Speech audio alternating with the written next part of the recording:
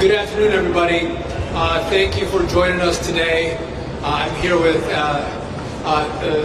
Steve Bradbury, Andy Byford, also known as the Train Daddy.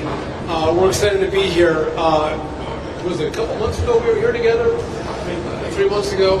I just want to do a step back. We were just at Union Station in DC, riding the brand new Acela from DC up here to Penn Station. And again, faster trains, more beautiful trains. We're going to be able to carry more passengers on the Northeast Corridor, which means, I think, better pricing and better revenue for Amtrak. All very important. And again, clean, beautiful trains that I think are worthy of the greatest country on the face of the earth. We also announced this morning that we are going to, at DOT, with Amtrak, reclaim Union Station.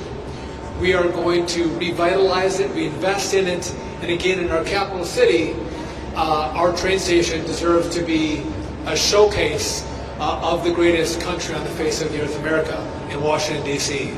We want to bring in more restaurants, more retailers. That wasn't happening, so we had to rethink the partnerships that we have to revitalize Union Station. But today we're here to talk about Penn Station. And as all of you have reported, or most of you have reported, we have pulled this project back from MTA. I have not been shy in expressing my frustration with MTA. They spend a lot of money. I'm not pleased with their deliverables, and I didn't have faith that they could deliver on this project. And some have said, well, this administration doesn't care about transit, or this administration doesn't care about trains. What I just talked to you about is with what we've done at Union Station and with the Acela and what we're doing here at Penn Station, your takeaway should be, actually, we do care about transit, we do care about trains, we do care about subways, we care about buses, but we care about the deliverables to the American people. How do we serve the American people? How do you serve New Yorkers, or those in New Jersey, or those in the greater Washington, D.C. area? That's what matters to us. Not spending money, but delivering on the investments that our taxpayers actually make in these systems.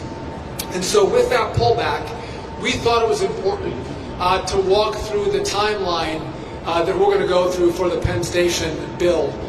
But before I do that, I think we are blessed to have a president who loves New York.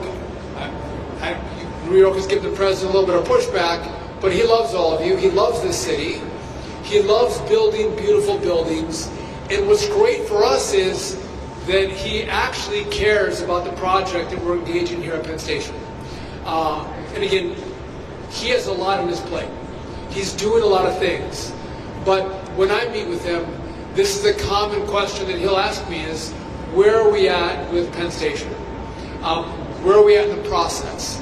He wants to know about the developers that may bid and how it's going to look, because he wants to make sure that this is a great representation for his administration, but he wants it to serve the New York people incredibly well. And so I'm honored that we have that kind of support and backdrop with the president, because oftentimes presidents wouldn't engage in a project like this.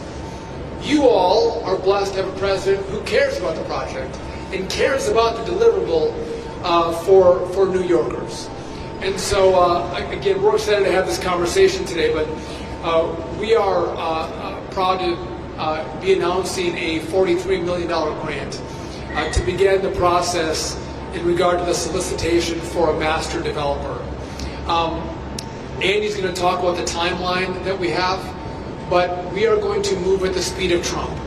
This is not going to be a 20, 30-year project. This is not about a back room thinking about how we can spend money and develop plans but never deliver.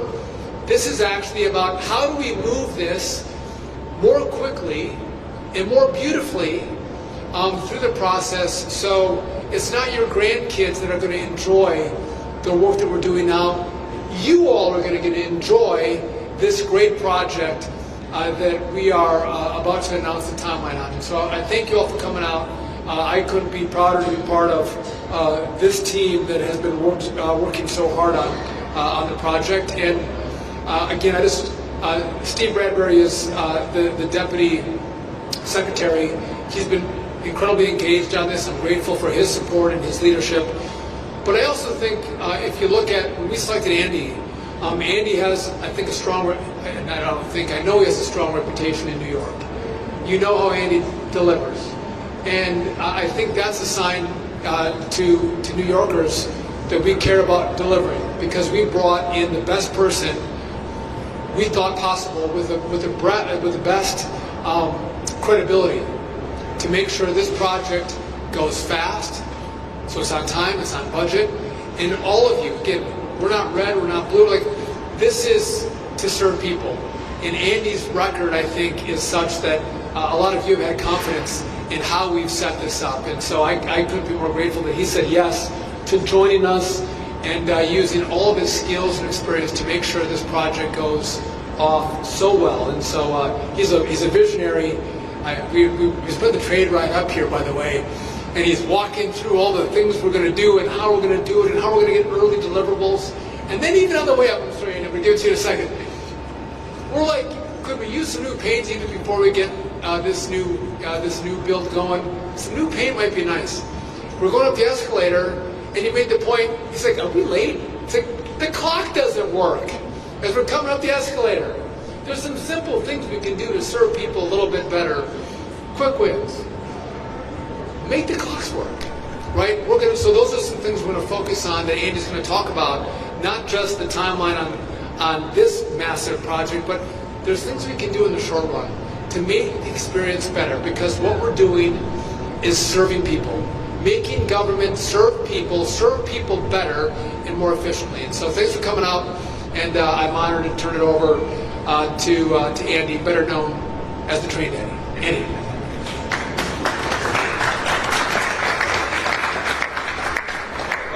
Thank you, Mr. Secretary, and good afternoon, everyone. I'm Andy Byford, as the Secretary just said, and I'm honoured to be leading, on behalf of the administration and on behalf of Amtrak, America's Railroad, I'm honoured to be leading this iconic project to truly transform New York Penn Station.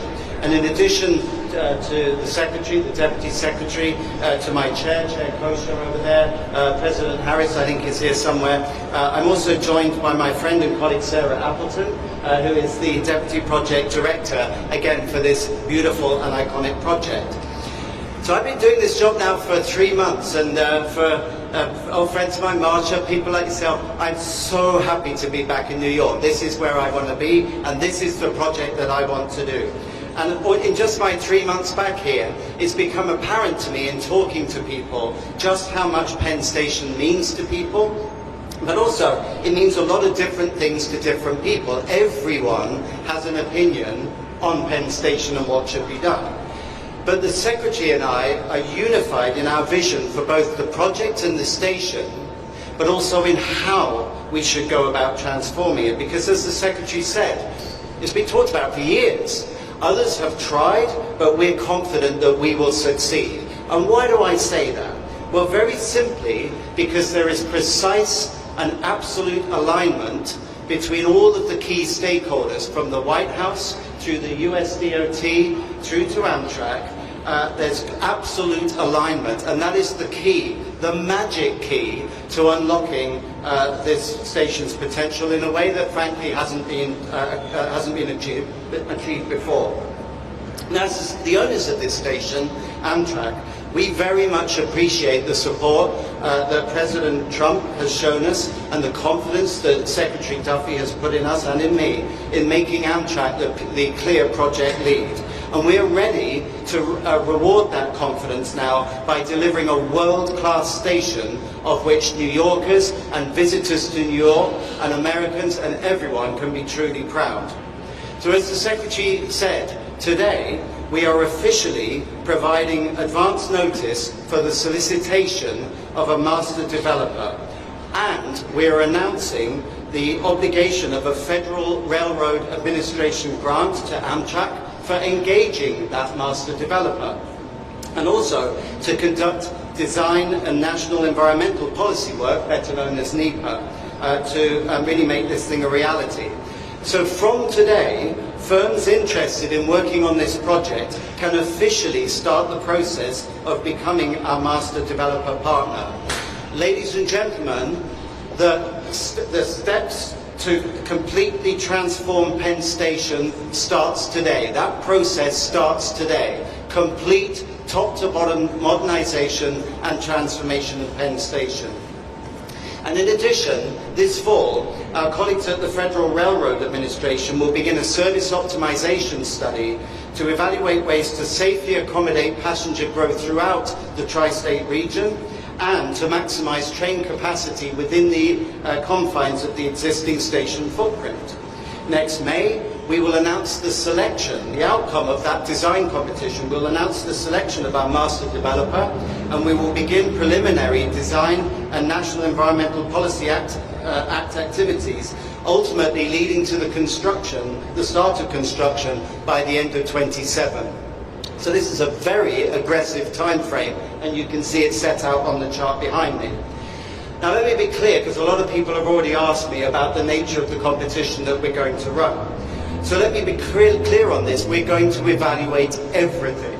It will be an open and fair competition with no preconceived notions of the outcome, but it will be conducted to a very aggressive timeline in order to hit that spade in the ground date of the end of 2027. Now everyone likes to talk about the design of the new station, and that's the fun part. I like that fun, right? Looking at the renderings, figuring out what the station might look like in the future. But the transformation of Penn Station must be much more than bricks and mortar. It must be about making the station operationally sound, safe, clean and easy to navigate. And I want in the future this station to ooze excellence in every form. I want every interaction with customers to be consistently excellent. Every single aspect, including, Mr. Secretary, making sure that the clocks work. We will ultimately select and implement the safest, most efficient and timely proposal that makes the best use of customer and taxpayer dollars. And we've already made great progress over the past few months, and we're determined to complete this work on an expedited schedule. So in just the last 3 months, we've been looking to hire a public-private partnership or P3 legal advisor. We've done that, Sarah, right? Check, already done. We have a legal advisor on board. We're now looking to bring on a P3 financial advisor. That process has started. We're about to make that appointment. And we've already started a third process to bring on board a P3 project management and construction manager partner. In other words, we're putting together the A-team that is needed to effect this massive and total transformation of this station. Now 2 years, end of 27, that might seem like a long way away, but trust me, having done this thing in a few locations around the world, for a project of this complexity and magnitude, it's just around the corner. And it's really important because New York's Penn Station is actually our #1 station in our national network of over 500 stations. We had over 12 million guests here last year. So literally we can't wait any longer. Enough talking. We can't wait any longer to transform this station for the better, because that's what New York deserves and that's what this great country deserves. So in conclusion, Secretary Duffy and the administration have brought a real sense of urgency and clarity to the project. A lot of people have talked about it, but we're going to act upon it. So we're very grateful to Secretary Duffy and to the entire Department of Transportation, as well as, of course, President Trump and his administration, for bringing that urgency and clarity to the station's transformation and in giving us the mandate and having confidence in us as Amtrak to carry out our vision and their vision for a world-class, safe and modern station. And on a personal note, I would like to thank Chair Kosher and President Harris for giving me this golden opportunity. Sir, I will not let you down. I'm super focused on this, and you're standing with me right now, and I'll certainly need you to stand with me as we progress through what will be a very challenging project, but one that has to be done. Tomorrow Another big day for Amtrak. Tomorrow we'll debut our next-gen Acela trains, which are beautiful and offer a fantastic onboard service, reflecting exactly what we want to offer at the station today and into the future. Because it's essential that our stations match our modern and safe train fleet so that customers in the future have a seamless experience from train to station. Again, what I said was everything should be excellent. Every touch point with Amtrak should be consistently excellent. We've got the trains, now it's the station's turn. So this is a truly exciting day for Amtrak and the future of Penn Station. We often talk about a new era of rail, but Amtrak's new era cannot exist without a transformed, a modernized and world-class Penn Station. That's what New Yorkers deserve, and that's what they're going to get. I'd now like to invite my colleague, Deputy Secretary Steve Bradbury, to say a few words.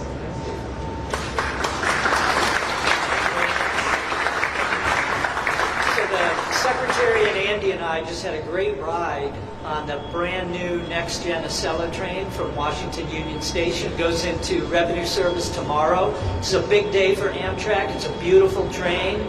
But we also need beautiful, big, beautiful train stations, really at both ends of this axis from Washington to New York. We're working on Union Station, as the Secretary mentioned, but Penn Station, nothing's bigger than Penn Station. This is the busiest transportation hub in the Western Hemisphere, believe it or not, and look at the main entrance to Penn Station right behind me. It's dreary. This is like an underground rabbit warren. This is not what the people of New York, New Jersey, the New York area deserve, the American people. So President Trump has a vision to make it a new gleaming station. He's a builder. This is a marquee, crown jewel asset. It's right in the heart of New York City, and it deserves a transformation. Andy Byford is exactly the right person to do it. He's done it in London. He's done it here in New York previously. He's done it in Toronto. We knew we had the best when we picked Andy to take over this project for Amtrak. And what we want is an open, airy, bright station with open concourses. As Andy said, I love the phrase, oozing excellence. That's what America deserves. That's what the people of New York deserve. And today is the starting gun for this process. So I couldn't be more excited, couldn't be more honored to stand with Secretary Duffy and on behalf of the Trump administration, lead this process forward. So thank you all for coming.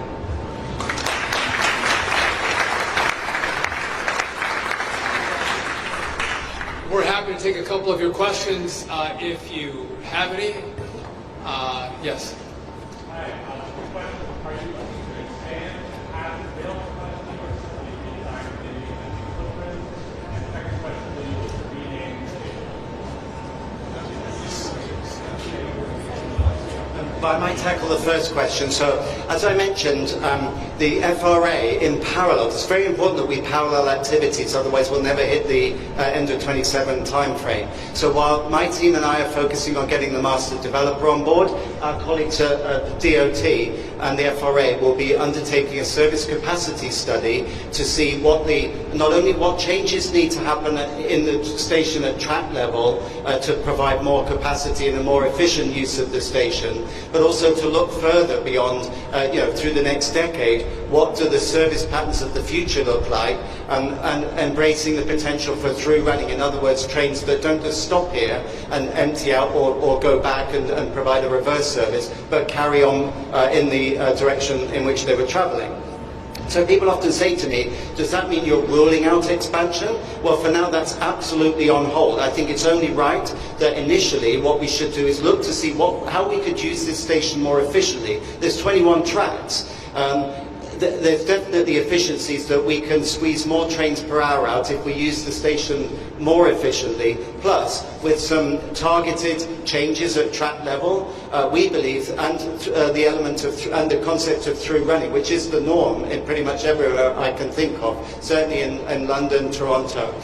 We believe that before we even countenance expansion, we should look to maximize the efficiency of the existing station first. So by doing that study, we can inform the master developer of any changes that we want them to make at track level.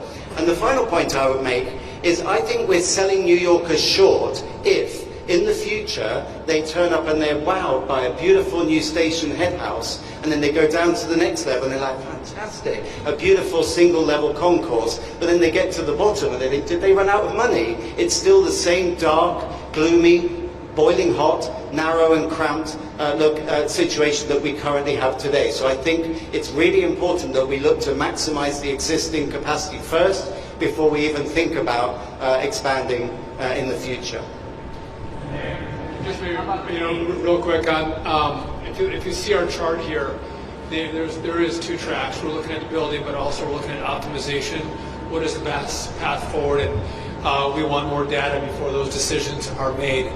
And again, we're not here to announce a name change. We're here to announce a great project and a great build. I imagine you're asking, is this going to be Trump Station?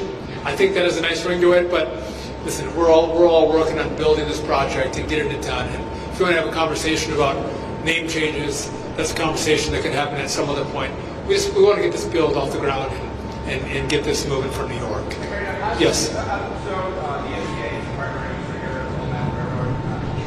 Are ready to strike early next month on the left.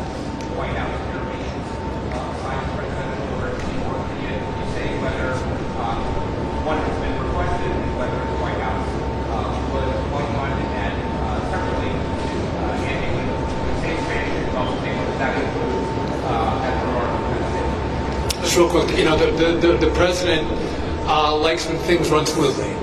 He doesn't want things to be shut down. He likes, as you even see with Ukraine and Russia. I think if you look at the number of wars he's stopped, with this Pakistan and India, he has this unique ability to bring people together.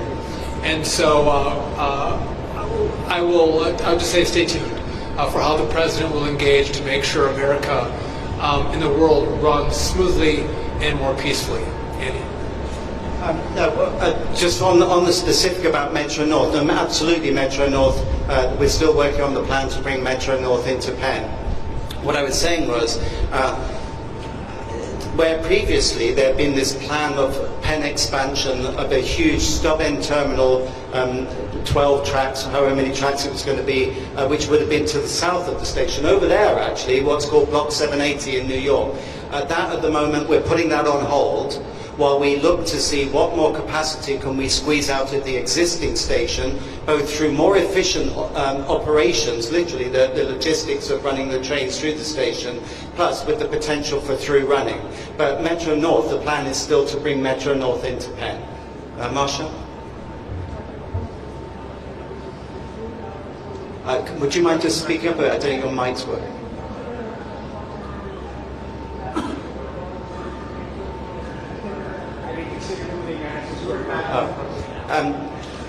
The competition we're going to run will not specify whether Madison Square Garden stays in place or whether it moves. I would rather run an open competition. The whole point of this competition is this a P3 competition. Let's see what people's ideas are. I'm aware of a number of ideas already. Some are predicated on the garden staying put, some are predicated on the garden moving. I'm not going to opine on that. I would rather we see what ideas are out there, and then we'll deal with that at a later date. During the competition, though, we will evaluate the various proposals against a series of criteria. And obviously, whether the garden moves or stays put will be decided over time, and we'll take a look at what the pros and cons of that are and what implications there are for cost and for time frame. So starting as of now, we're making no assumptions on that. So. Everyone in this project. The railroads, how are they involved? Are they partners in this project? And for Secretary Duffy, have you, this is related, unrelated, any position on congestion pricing, any update from you? So in terms of alignment, it's a very good question. My last 3 months have been like speed dating. I've been going around New York talking to all the various players, including, critically, I've spent time talking to Jano Lieber at the MTA and Chris Kaluri over at New Jersey Transit, in addition to people like Tom Prendergast over at Gateway. So we're very mindful of the fact we're not the only users of this station. The MTA use it, NJT use it. We all have a common objective. I have yet to meet anyone who said this station's fine as it is, leave it as it is, we like it, we like the status quo. No, everyone recognizes this is not good enough, that New York and New Yorkers deserve a better station than this. So what we're going to do is work with our colleagues, with New Jersey, with the MTA, to truly transform this place, and we can only do that by working in partnership. Those conversations are already happening. You watch, there's going to be an intensive round of discussions and negotiations over the next few coming months, leading up to that critical timeline of spade in the ground by the end of 27. So in regard to congestion pricing, it is in litigation. I maintain my point that to drive a car in New York City, you shouldn't have to be an elite. You shouldn't have to be wealthy. I think your street should be open to everybody, not just those who can afford to pay the congestion pricing. But with that, you've heard me say too, if you're going to be forced off the roads, which I don't think you should be, I don't think just the rich should be able to drive on your roads, but if that is the position of the elected leaders that you all vote for, well then, and the trains that you're going to ride in should be safe. It should be clean. And I do not think they are. And so I think those are 2 points. Again, roads should be free, should have access into the city. The federal taxpayers have partnered greatly with New York to make that happen. And again, I think there's a long way New York can go to make your trains and your subway system a lot safer. And I think, by the way, I don't think you have, I just even look at New York City, Washington, D.C., and the progress that the president has made in two weeks in driving down crime. And a lot of folks in D.C. have said, well, listen, it actually feels kind of nice to have less crime. I'm not afraid of being carjacked. I'm not afraid of being burglarized or being murdered. I can walk on the streets a little later at night because I'm not afraid. And they didn't realize they could have that. And I think for all of you, you don't have to live in a city where you don't feel safe in your subway or your subways aren't clean. I think you deserve better than what you're being offered. And I think you should demand more from MTA, and I think you should demand more from your elected leaders to say, we don't think elites are the only ones who can drive into the city, just the ones who can afford it. I think that's shameful. And I think you all should push back on that ideology because, again, we do believe in equal access. And this is not equal access. And I've heard more complaints from mostly Democrats, not a lot of Republicans here. Democrats complain about it because they see how unfair it is and how elitist it is. And again, we're at a process right now where we're going to let the courts make a decision and then we'll decide where we go from there. One more, guys, one more. We had all at the day-to-day operations of Penn Station. There were delays even this morning. Do we expect you to be involved in kind of short-term fixes with leaders now? Well, as the Secretary alluded, I'm very interested in quick wins. It's an expression I've used at the TTC at New York City Transit. I'm always on the lookout for things where we can effect immediate improvements. So we do have a very good operational team. I'm not going to interfere with the operational teams, but I'm certainly not going to be a passive observer in that either. Where I think that there are things that we can do more efficiently, where there are quick wins to make New Yorkers' lives better, more pleasant here, and to make the service more reliable, rest assured, I will be feeding that into our operational teams because I don't want this to just look like we're saying, even with a timeline like 2027, it's a way off, it's 2 years. I think there's things that we can and we should do right now. So I'm already actively, I've been over the last three months, looking around for things that we can do to make things better right now. It's relentless improvement has to be the name of the game. Thank you, guys. We'll do 2 more real quick. Yes?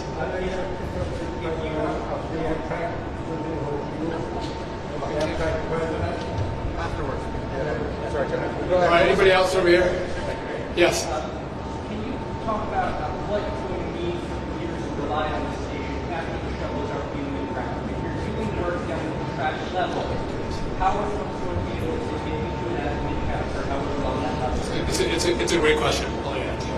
So, yeah, that will not be easy. But then I look at places I've worked across the world. There's a station called London Bridge in London, and I used to be the operations director of a train service company that went through London Bridge as it was being rebuilt.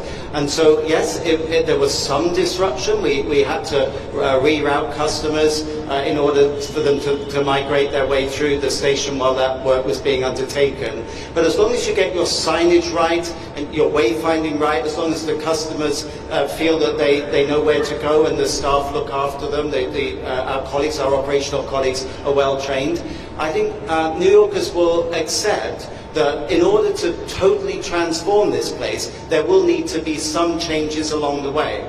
And another example I'd cite was, it's amazing actually what the Port Authority did at LaGuardia. I've been away for 3 years because I was in London. I come back to a completely transformed LaGuardia airport, which is no mean feat, completely rebuilding an airport while you keep it open. So if they can do it, we can do it, and rest assured that's top of my to-do list to maintain safe and efficient and pleasant customer operations while we transform this station. So there'll need to be a bit of rerouting, but even where you make changes at track level, we'll think them through carefully.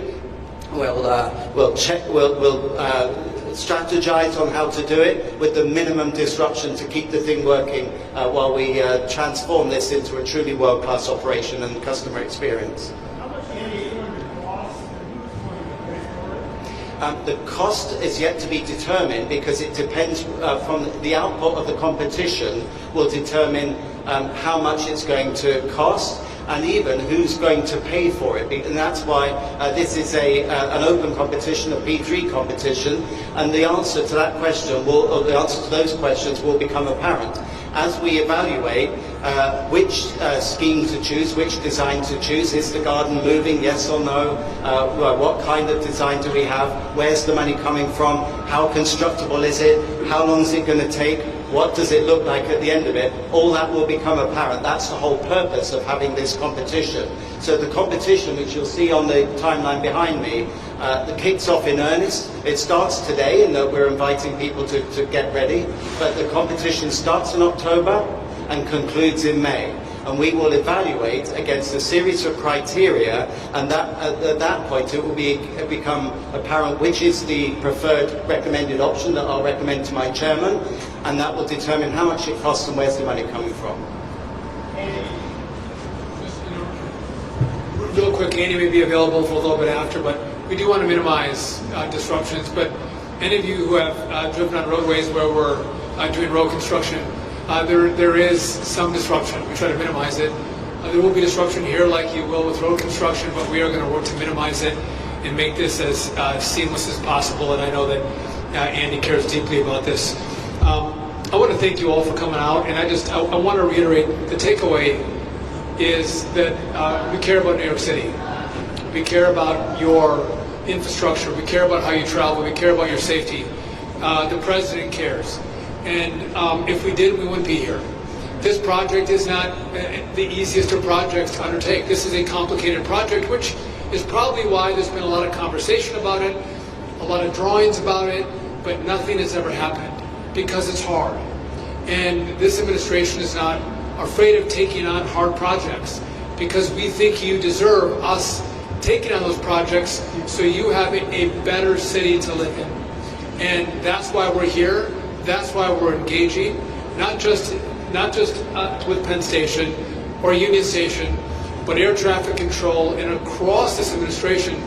We're not afraid to change people's lives for the better because we're going to fix complicated problems and make those solutions serve the American people, and in this project, New Yorkers, way better.